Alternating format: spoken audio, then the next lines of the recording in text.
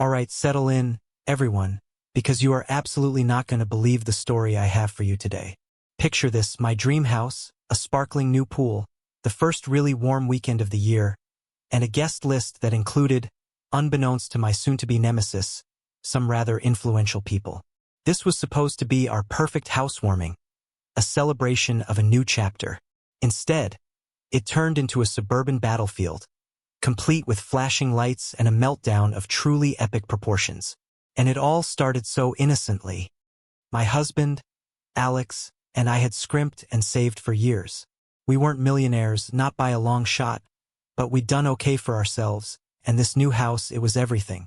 It had a decent-sized yard, a lovely kitchen, and the piece de resistance, a beautiful in-ground pool. We moved in during the late spring, and as summer approached, all I could think about was hosting a fantastic pool party. You know, burgers on the grill, music playing, kids splashing, friends laughing. The whole idyllic American dream. So we sent out the invites for a Saturday afternoon bash. Nothing too wild, just a gathering of our closest friends and their families. We were so excited. We spent weeks planning the menu, curating the perfect playlist, buying new colorful pool floats, a giant flamingo, a slice of pizza, the works. I even bought a new sundress for the occasion. I was buzzing. This was it. This was the life. The Friday before the party, Alex and I were out back, power washing the patio, getting everything spick and span. The sun was shining, birds were singing. It was almost aggressively pleasant. That's when we had our first real introduction to, let's call her Brenda. Brenda lived next door. We'd seen her a few times, a curt nod here, a suspicious stare there as we moved our boxes in. She was probably in her late 50s, with that very specific haircut that screams, "I need to speak to your manager," and a permanent expression that suggested she just smelled something foul. She appeared at the fence line, materializing like a bad omen. "Ahem," she began, her voice carrying across the yard like a rusty hinge. Alex and I exchanged a quick glance. "Hi there," I said, trying to be neighborly. "I'm Sarah, and this is Alex. We're just getting ready for a little get-together tomorrow." Brenda's eyes, small and sharp, scanned our yard with disapproval. "A get-together?" she repeated, as if the phrase itself was offensive. "I trust it won't be too disruptive." "Oh no, of course not," Alex chimed in, ever the diplomat. "Just some friends over, a barbecue. It should wrap up well before dark." Brenda hummed, a low, ominous sound. "Parking can be an issue on this street, you know, and noise ordinances are very strictly enforced, especially with children. Children can be very shrill." I plastered on a smile. "We'll definitely ask our guests to be mindful of parking, and we'll keep the music at a reasonable level. We have kids ourselves, so we get it. My kids, Lily and Tom, were 7 and 10, and generally well-behaved, if occasionally enthusiastic." Brenda's gaze flickered towards our pool. "And that pool. Pools are a significant liability, and attract unwanted elements." "Unwanted elements? What, like rogue squirrels with a penchant for synchronized swimming?" I bit back a sarcastic comment. "It's all up to code," I said, keeping my tone light. "Fully fenced, safety locks, the works." "We'll see," she said, her voice laced with a distinct lack of neighborly warmth. "I am the head of the neighborhood oversight committee, you know. I take my responsibilities very seriously." Neighborhood oversight committee? Sounded suspiciously like a committee of one. Alex later joked it was probably just her and her prize-winning petunias. But at the time, there was a definite chill in the air. This wasn't just a nosy neighbor. This was a neighbor with a self-appointed badge and an attitude. Little did I know, this was just the opening salvo in what would become the War of the Water Wings. So, Saturday morning dawned bright and beautiful. Perfect pool party weather. Alex was firing up the grill, the aroma of charcoal already starting to drift through the air. I was arranging snacks on the patio table, humming along to some upbeat music playing softly from the portable speaker. The kids were practically vibrating with excitement, already in their swimsuits despite it being hours before any guests were due to arrive. Around 10 o'clock, As I was wrestling with an inflatable palm tree that refused to stay upright, I saw her, Brenda, peeking through her kitchen window blinds, a little slit of darkness in the otherwise sunny facade of her house. It was creepy, like something out of a low-budget horror movie. I tried to ignore it. Maybe she was just admiring our landscaping efforts? Yeah, right. The first guests started to arrive around 1. Our friends, Dave and Maria, with their 2 kids. Then Lisa, my college roommate, single and always the life of the party. More families trickled in. The kids immediately gravitated to the pool. Their happy shrieks. Yes, Brenda, shrieks of pure, unadulterated joy, echoing as they cannonballed into the water. The adults settled into lounge chairs, drinks in hand, laughter starting to flow. It was exactly what I'd envisioned. For about an hour, things were blissful. The music was at a perfectly acceptable daytime level, loud enough to enjoy, quiet enough for conversation.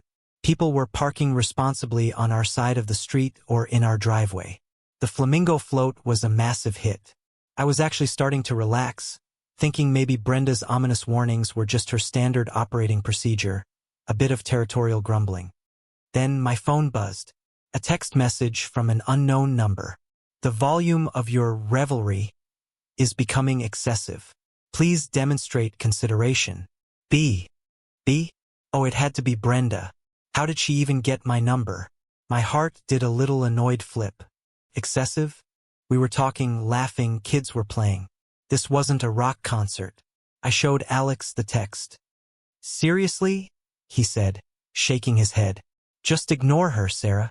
She's looking for a fight. Don't give her 1 inch. He was right. I wasn't going to let her ruin our day. I put my phone on silent and resolved to enjoy myself. But it was like a tiny black cloud had appeared on the edge of my perfect blue sky. I found myself glancing over at Brenda's house more often than I wanted to admit. Her blinds were still twitching. About 30 minutes later, the beach ball, a bright, striped affair, got hit a little too enthusiastically by one of the older kids and sailed over the relatively low fence separating our properties, landing with a soft thud on Brenda's immaculately manicured lawn. Oops! Yelled 10-year-old Max, one of our friend's sons. I'll get it. Before Max could even take a step, Brenda's back door flew open with such force I thought it might come off its hinges.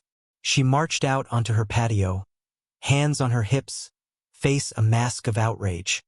Trespassing! She shrieked, her voice cutting through the party chatter like a serrated knife. Every head turned. The music suddenly seemed very quiet. That is my property. You are deliberately targeting my property. I hurried to the fence. Brenda, I am so sorry, I said, trying to keep my voice calm and reasonable. It was an accident. Max was just about to come get it. Or I can get it. An accident? She scoffed, her eyes blazing. It looked quite deliberate to me. Your guests are unruly. This entire event is unruly. I warned you. It's just a beach ball, Brenda, I said, my patience starting to fray. It barely weighs anything. No harm done. No harm done, she screeched, actually taking a step closer to the fence, her face flushed. The principle of the matter, the blatant disregard for boundaries. This is exactly the kind of behavior I work tirelessly to prevent in this neighborhood. Behind me, I could hear some of my guests murmuring. A few looked uncomfortable, a few looked amused. Lisa, bless her heart, stage whispered, "Wow, she's really wound tight, isn't she?" Which almost made me laugh, despite the tension.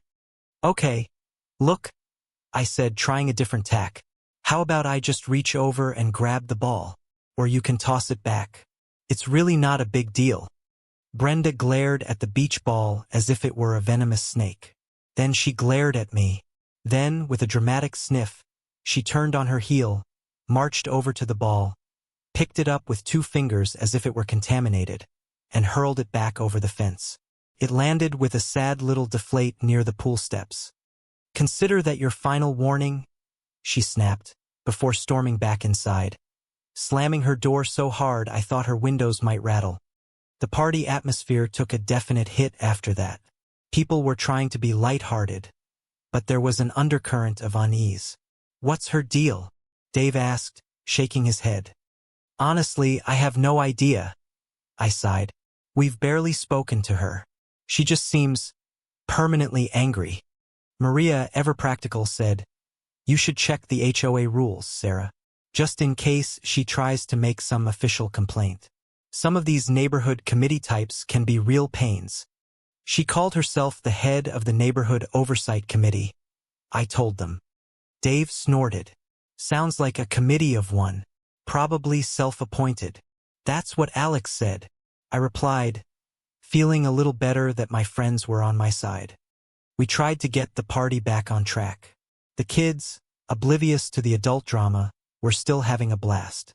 Alex cranked up the grill, and the smell of sizzling burgers helped a bit. But I couldn't shake the feeling that Brenda was just biding her time, waiting for her next opportunity to pounce. My stress levels were definitely not where I wanted them for my own housewarming.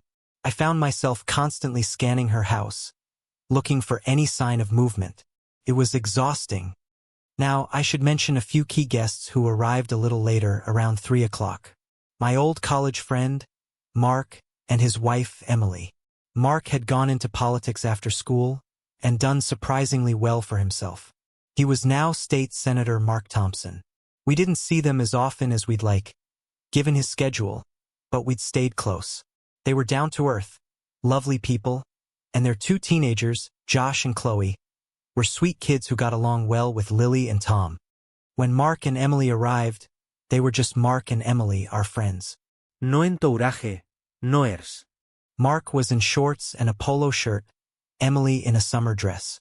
They mingled easily, grabbed plates of food, and Mark even got roped into a water gun fight with the kids, laughing like a big kid himself.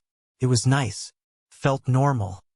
I was chatting with Emily by the pool, watching Mark get absolutely drenched by a coordinated attack from Lily and Josh, when I noticed it. Brenda, not just peeking this time. Oh no, she was standing on her front porch, phone pressed to her ear, gesticulating wildly towards our house. Her face was a storm cloud of fury. Oh, I said to Emily, a knot forming in my stomach. "I think our neighbor is making a call." Emily followed my gaze. "The one you were telling me about?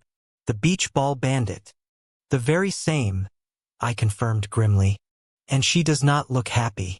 I have a really bad feeling about this. What do you guys think she was doing? Taking it to the next level? Drop your theories in the comments.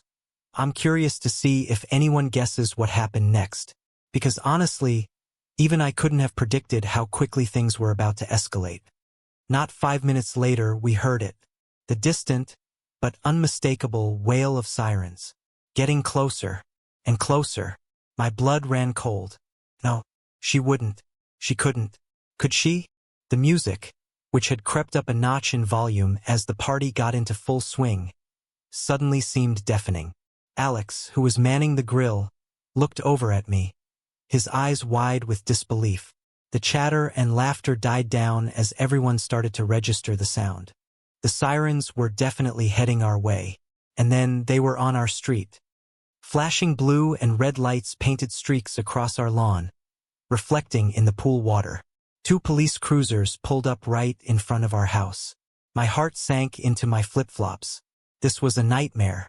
Our housewarming party, the one I'd dreamed of, was now the scene of a police call-out. I felt a flush of mortification creep up my neck. Brenda, of course, was practically vibrating with triumph on her porch, arms crossed, a smug smirk plastered across her face. She looked like a Roman emperor who had just condemned a gladiator to his doom. 2 officers got out of the first car, their expressions serious, their hands resting near their belts. They started walking up our driveway. "Oh my God," I whispered, feeling a wave of panic. What had she told them? That we were running a crime syndicate from our backyard? That the inflatable flamingo was a front for something nefarious? Alex immediately shut off the grill and came to my side. "Stay calm, Sarah," he murmured, though I could see the tension in his jaw. "Let me handle this." "What's going on?" Mark asked, toweling off his face after his water gun battle. He'd shed the senator persona for concerned friend in an instant. "I think our neighbor just called the cops on us," I said, my voice trembling slightly. "She's been difficult all day." The officers reached the edge of our patio. The lead officer, a tall man with a no-nonsense air, addressed Alex. "Sir, we've received a complaint about excessive noise and a potentially disruptive gathering at this address." "A complaint," Alex said, his tone polite but firm. "Officer, this is a private housewarming party. We have friends and family over. The music is reasonable for a Saturday afternoon, and everyone is behaving." Brenda chose that moment to shout from her porch, "It's a disgrace, a public nuisance. They've been at it for hours. Loud music, screaming. Who knows what else is going on back there? There are children present." As if the presence of children somehow made it more sinister. The officer glanced over at Brenda, then back at Alex. "Ma'am, we'll speak with you in a moment," he called out, a hint of weariness already in his voice. He then looked around our backyard. He saw families, kids splashing in the pool, plates of half-eaten burgers, the general detritus of a perfectly normal barbecue. His expression didn't change much, but I thought I saw a flicker of something. Maybe skepticism? In his eyes. "We did receive a report mentioning concerns about underage drinking and possible illegal activities," the second officer, a younger woman, added, consulting a notepad. "Underage drinking, illegal activities?" My jaw dropped. "That is absolutely outrageous," I exclaimed, finding my voice. "My children are here. Our friends' children are here.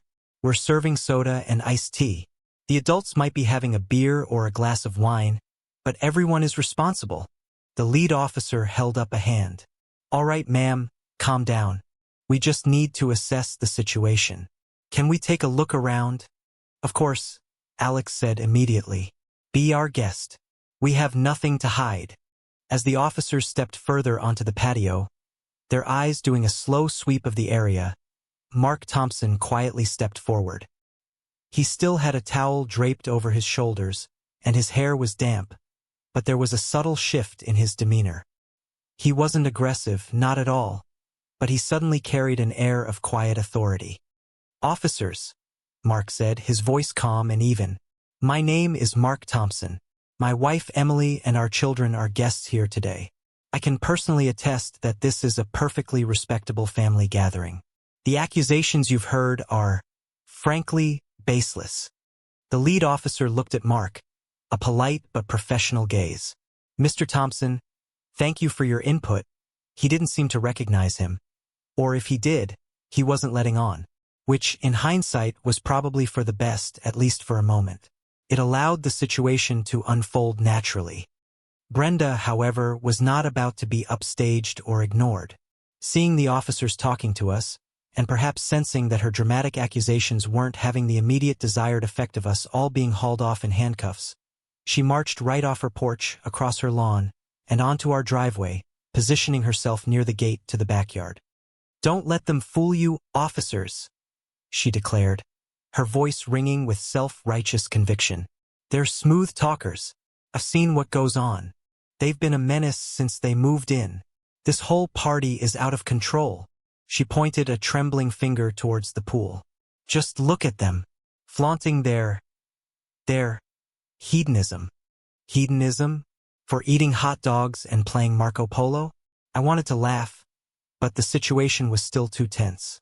Several of our guests were now openly filming Brenda with their phones. Couldn't blame them. Her performance was quite something. The officers were now looking distinctly unimpressed with Brenda. The lead officer turned to her. "Ma'am, we appreciate your concern, but we need to conduct our own assessment. Shouting accusations isn't helping." "Not helping," Brenda sputtered, her face turning an alarming shade of puce. "I am a pillar of this community. I am the head of the Neighborhood Oversight Committee. I demand you shut this illegal rave down immediately." Illegal rave. That was a new one. I looked around at the collection of suburban parents, slightly damp children, and the giant inflatable flamingo bobbing peacefully in the pool. If this was an illegal rave, it was the most G-rated one in history. It was at this point that Senator Thompson, seeing Brenda's escalating agitation and her direct confrontation with the officers, decided a more formal introduction might be in order. He took another step forward, his expression still mild, but with an undercurrent of seriousness that was hard to miss. "Officers," he said again, his voice a little more resonant this time. "Perhaps I should clarify. I am State Senator Mark Thompson. This is my wife, Emily, and those are my children currently engaged in what appears to be a very serious debate over who gets the pizza float next." He gestured vaguely towards the pool.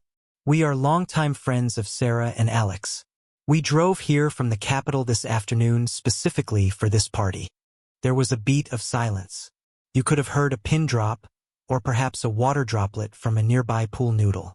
The lead officer's eyes widened, just a fraction, but it was noticeable. He looked from Mark to Emily, then back to Mark. The younger officer subtly nudged her partner. Brenda, however, was so caught up in her own righteous fury that the name and title seemed to completely fly over her head. Or perhaps she assumed it was some kind of bluff. "Senator who now?" she sneered, waving a dismissive hand. "Don't think you can intimidate me with your fancy titles. I know people too. I know the mayor. Well, I've seen him at the grocery store. The point is, laws are being broken here."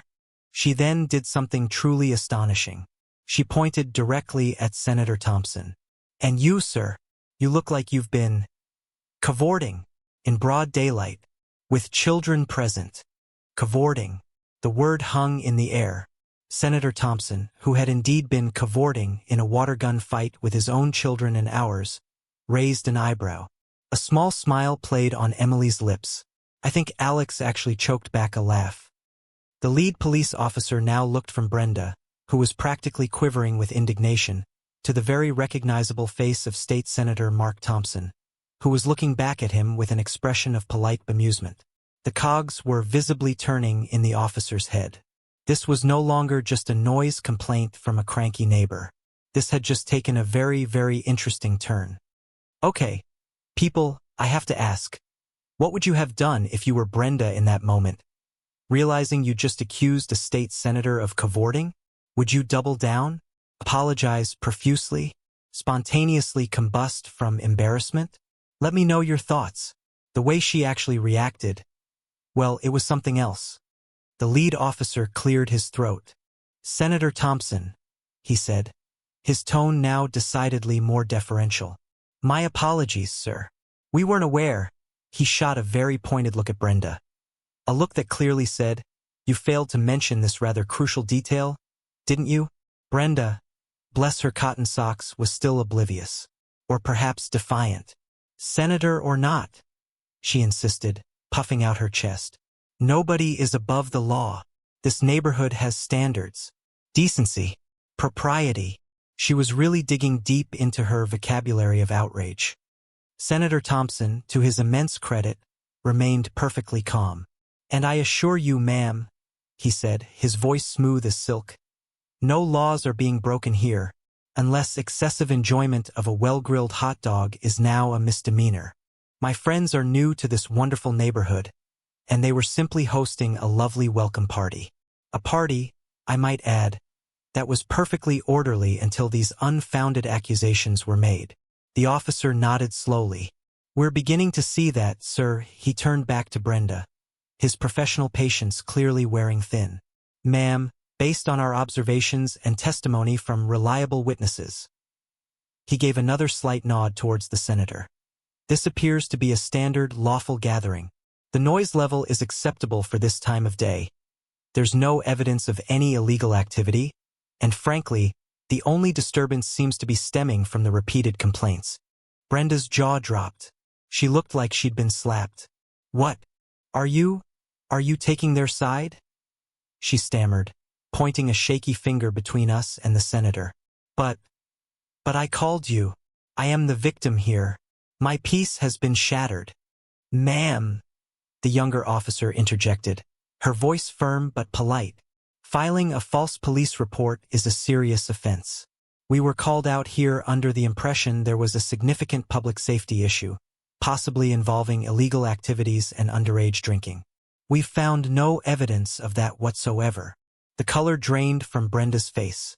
For the first time, a flicker of uncertainty, maybe even fear, crossed her features. The smug triumph was gone, replaced by a dawning horror as the implications of her actions, and the identity of one of the chief cavorters, began to sink in. False report? She whispered, her voice suddenly small. But the noise, the general atmosphere of unruliness. The atmosphere, Senator Thompson said, his tone still mild but with an edge of steel now, was one of families and friends enjoying a beautiful Saturday afternoon. An atmosphere that you, ma'am, seemed determined to poison with baseless accusations and harassment. He paused, letting his words hang in the air. Frankly, your behavior is far more disruptive than anything happening at this party. Oh, it was beautiful. Absolutely beautiful. The way he delivered that line, so calm, so precise. It was like watching a master swordsman disarm an opponent with a single, elegant flick of the wrist. Brenda looked as if she'd been physically struck. Several of our guests, who had been watching this entire drama unfold with a mixture of shock and morbid fascination, let out audible gasps. Someone near the back even started a slow clap, which quickly died down, but the sentiment was clear. The tide had turned spectacularly. Brenda opened her mouth, then closed it. She looked from the senator to the police officers to me and Alex, then back to the senator, whose gaze was unwavering. The fight seemed to drain out of her, replaced by a sort of bewildered panic. Her carefully constructed facade of righteous indignation was crumbling before our very eyes. But she stammered, her eyes darting around as if seeking an escape route or an ally. She found neither. Even the petunias on her own porch seemed to be drooping in disapproval. The lead officer stepped forward. Ma'am, I'm going to advise you to return to your property. We will be documenting this incident, including the nature of the initial report and our findings. He paused significantly. And we will also be noting the misuse of emergency services. Misuse of emergency services. Those words seemed to hit Brenda like a physical blow. Her face, which had been flushed, was now pale and clammy looking. She looked like she might actually faint. Or, as my son Tom later put it, like her batteries just ran out.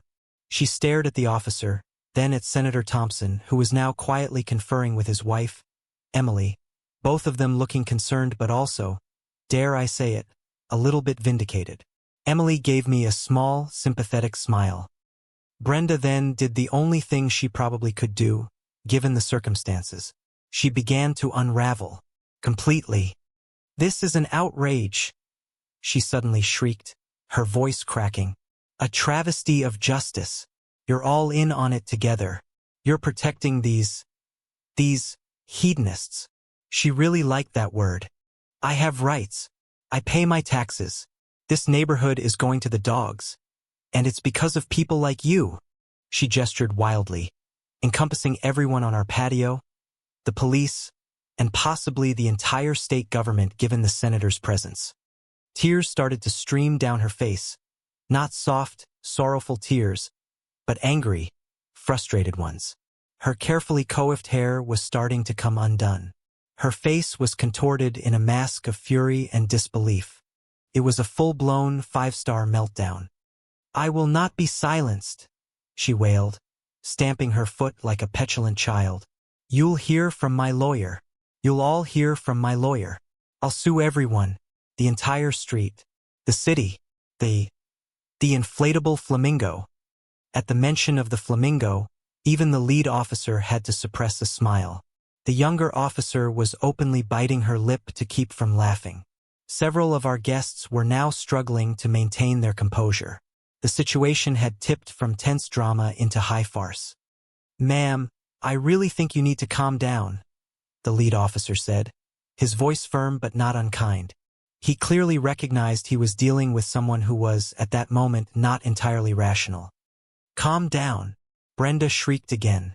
How can I be calm when my community is being destroyed by by pool parties and influential politicians cavorting with the common folk. It's an affront to decency. Senator Thompson, bless his patient heart, just sighed softly and shook his head, a look of profound weariness on his face. He'd probably dealt with his fair share of unhinged constituents, but Brenda was clearly aiming for a gold medal in the Karen Olympics. The officer then took a step towards Brenda. "Ma'am, if you don't return to your property and cease causing a disturbance, we will have to consider further action." That seemed to penetrate Brenda's hysteria, just a little. The threat of further action, possibly involving an arrest for disturbing the peace on top of the false report, made her pause. She looked wildly around, her chest heaving. Her eyes, red-rimmed and furious, finally landed on me. "You!" she hissed, pointing a trembling finger. "This is all your fault. You and your decadent lifestyle. You haven't heard the last of this. This isn't over. Not by a long shot." And with that parting shot, worthy of a soap opera villain, she turned on her heel, almost tripping over her own feet, and stumbled back towards her house, muttering and sobbing all the way. She didn't quite slam her door this time. It was more of a defeated, shuddering thud. And then silence. Blessed, wonderful silence, broken only by the chirping of birds and the gentle lapping of water in the pool. Everyone just stood there for a moment, letting out a collective breath we hadn't realized we'd been holding. The police officers exchanged a look that spoke volumes. Several of our guests were shaking their heads in disbelief. Lily and Tom, who had watched the whole spectacle from the safety of the shallow end, looked utterly bewildered. "Well," Alex said, breaking the silence, "that was eventful." Senator Thompson chuckled, a deep, rumbling sound. "Eventful is one word for it. Sarah, Alex, I am so sorry your party was interrupted like this. Some people just really have too much time on their hands and not enough perspective. Mark, Emily, we're the ones who are sorry," I said, feeling a rush of gratitude. "If you hadn't been here, I don't know what would have happened." She was completely unhinged. The lead officer approached us, looking apologetic now. "Folks, I apologize for the intrusion. It seems clear this was a case of a highly exaggerated complaint. We will be filing a report, and there will likely be follow-up regarding the misuse of the 911 system by your neighbor." "Thank you, officer," Alex said, shaking his hand. "We appreciate you handling it so professionally, especially once the, full situation became clear." "Indeed," the officer said with a slight smile. "It's not every day we get called to a suburban barbecue that has a state senator on the guest list. Usually it's just complaints about rogue squirrels." He winked, and I knew then he was a good guy. They spoke with Senator Thompson for a few more minutes, mostly official pleasantries and an exchange of contact information in case there were any further issues from Brenda. The senator assured them he was happy to provide a statement if needed, emphasizing that his friends were the victims of harassment. As the officers prepared to leave, the younger one turned to me. "Honestly, ma'am," she said, lowering her voice slightly, "we get calls like this from time to time, people with vendettas or who just don't like their neighbors. It's a waste of resources, and it's incredibly frustrating for everyone involved. Your neighbor is definitely going to get a serious warning, if not a fine." "I hope so," I said fervently. "She made our lives miserable for an afternoon, and it sounds like she's done it before." With a final nod, the officers departed. The flashing lights disappeared down the street, and an almost surreal sense of peace descended. The party was, for all intents and purposes, over in terms of its original joyous spirit, but a new, more interesting vibe was settling in, one of shared experience and slightly stunned amusement. What do you all think? Was that the most epic Karen meltdown you've ever heard of? And what kind of consequences do you think Brenda should face for calling 911 on a pool party with a senator? Let me know in the comments. I'm reading every single one. Hit that like button if you think Brenda got what was coming to her. The immediate aftermath was interesting. As soon as the police cars were out of sight, a buzz went through our remaining guests. People were talking in hushed, excited tones. Several came up to Mark and Emily, some to thank them, others just to express their amazement at how calmly he'd handled Brenda's unhinged accusations. "Mark, you were incredible," Lisa said, patting his arm. "The way you just stood there while she accused you of cavorting. I was dying." Mark laughed. "Well, in politics you develop a thick skin. And honestly, cavorting is one of the milder things I've been accused of over the years. Usually, it involves embezzling funds or plotting world domination with lizard people." Emily rolled her eyes good-naturedly. "Don't encourage him. But seriously, Sarah, Alex, are you two okay? That was a lot to deal with." "We're better now," I admitted, a shaky laugh escaping me. "Adrenaline is a heck of a thing. I think I need another iced tea. Or maybe something stronger." Alex put an arm around me. "We're fine. Just bewildered. And incredibly grateful to you guys." He looked at Mark. "You really saved the day, man. I dread to think how it would have gone if Brenda had just had her way with those poor officers without you here to set the record straight." "Nonsense," Mark said, waving it off.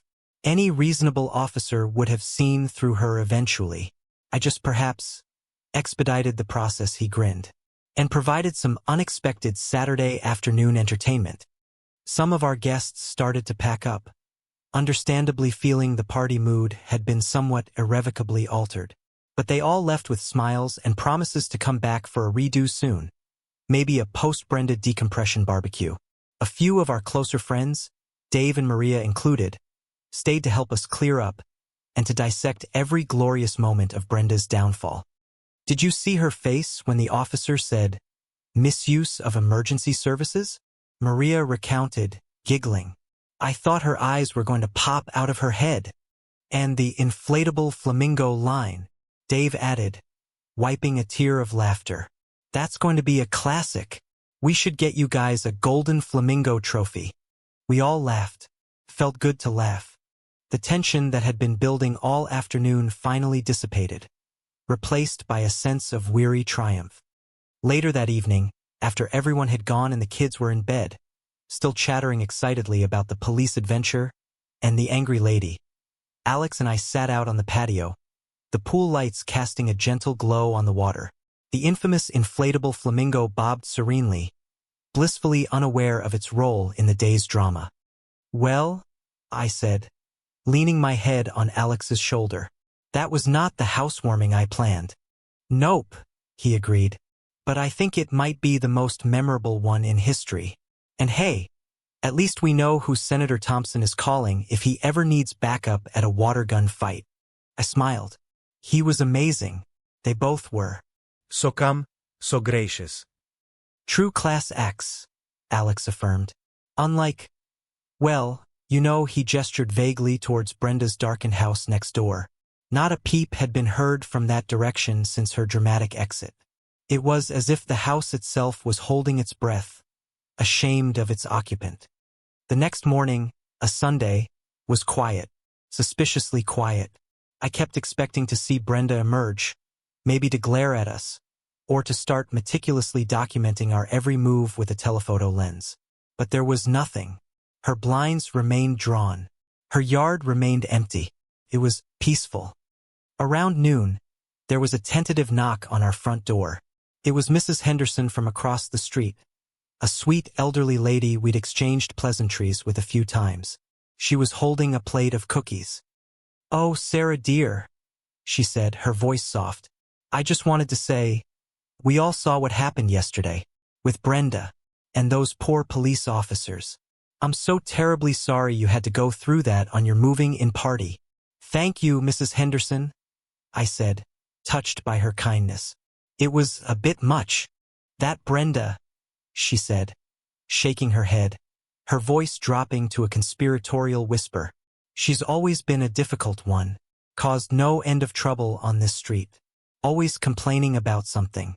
She tried to get the Petersons' dog declared a public menace because it barked at a squirrel once. Another neighbor, Jim from 2 doors down, who had been watering his lawn, wandered over.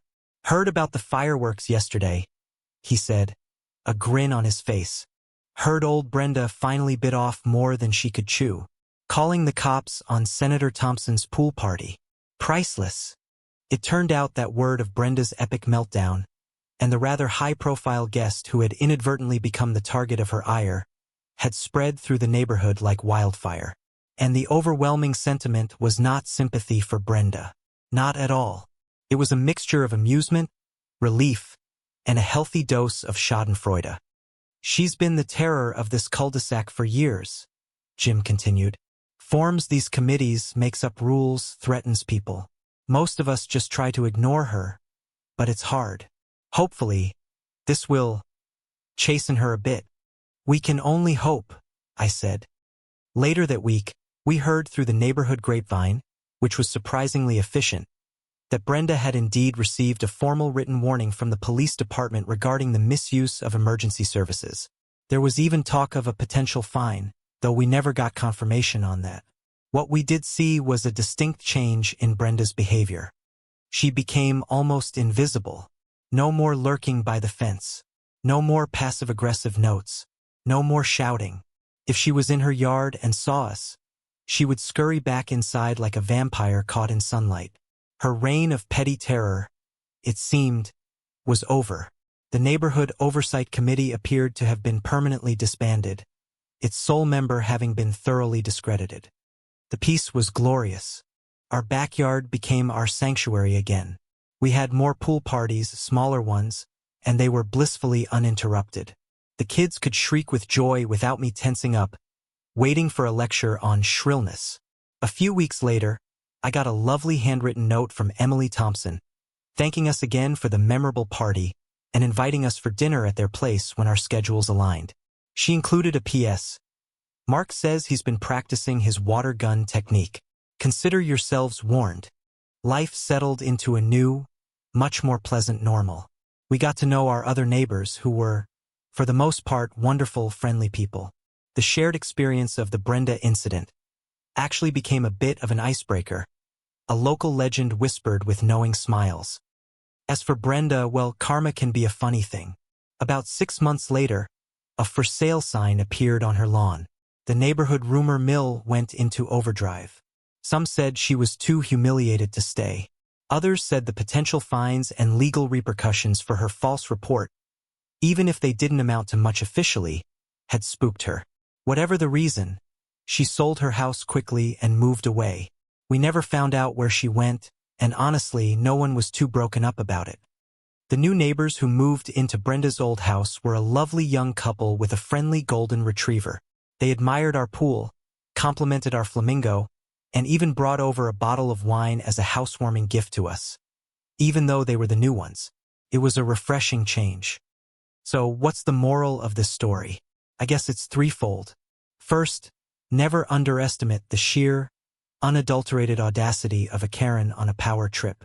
Second, sometimes the universe or a well-placed state senator has a funny way of delivering instant karma. And third, always document everything when you're dealing with someone unreasonable. Because you never know when those phone videos of a neighbor accusing an inflatable flamingo of contributing to moral decay might come in handy. Or, at the very least, provide endless entertainment at future, much more peaceful pool parties. And, looking back, that whole insane afternoon, as stressful as it was at the time, really did bring our new neighborhood closer. It's like we all bonded over the shared absurdity of it all. Brenda, in her own twisted way, actually did us a favor. She united the street against her, and in doing so, made us all appreciate the peace and quiet that much more when she was finally gone. We still laugh about it. Every time we inflate that giant flamingo, someone will inevitably say, "Careful, it might start cavorting," and we still keep in touch with Mark and Emily. In fact, Senator Thompson did come over for another barbecue last summer. This time, thankfully, the only sirens were the ones on Tom's toy fire truck, and the only person getting interrogated was Alex, about his secret barbecue sauce recipe. And that, my friends, is the story of how our housewarming pool party almost got shut down by a neighborhood tyrant, only to be saved by a surprise VIP guest and a spectacular public meltdown. It just goes to show you truly never know who you're going to meet or who might be silently judging your choice of pool floats. Thanks so much for listening to my tale. I hope you enjoyed it. Don't forget to hit that subscribe button if you haven't already, because I've got plenty more stories where this one came from. And drop a comment below. What's the craziest neighbor story you've ever experienced? I'd love to read them. Maybe we can do a whole episode on neighbor nightmares. Until next time, stay safe, be kind to your reasonable neighbors, and always keep an eye out for rogue beach balls and cavorting politicians. Bye for now.